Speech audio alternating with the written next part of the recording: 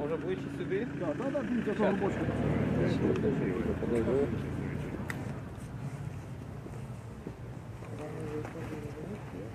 The loss of the Donetsk airport, what more does he think the Ukrainian forces need? Що ми зіткнулися? Ну, перш за все, це ворожа техніка, в основному це були танки, БМП, БТР, досить таки хороша техніка, ну, в великій кількості, на жаль. Танків за день бачили найбільше ворожих це 6 танків, не менше 2-3 БМП і БТРів штук 3-4, там МТЛБ, рапіри їхні.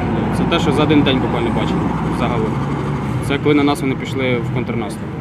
Та сама Авдіївка, скільки разів ми чули, що ми знаходилися на певній позиції, що Авдіївка була біля нас, ну, ми відчували і бачили, що йдуть залпи з їхньої сторони, і вони все летять в ту сторону.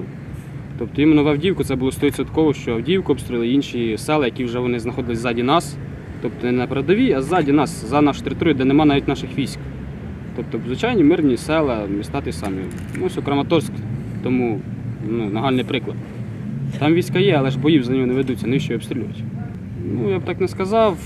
Ми з останньої нашої поїздки вернулися з трофейними БТРами їхніми, новенькими. Я служу в армії вже 1,5 року, я в нас такого не бачив новенького всього. У них це БТР-80, який був у нас збережений.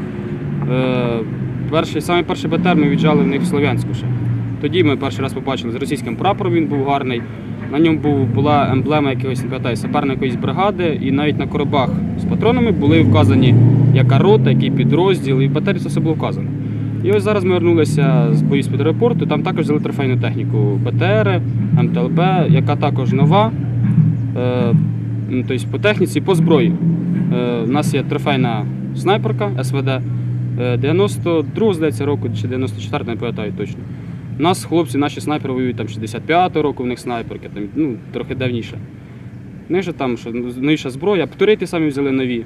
У нас таких модифікацій ще немає. Ракети менші, установка менша, воно набагато краще.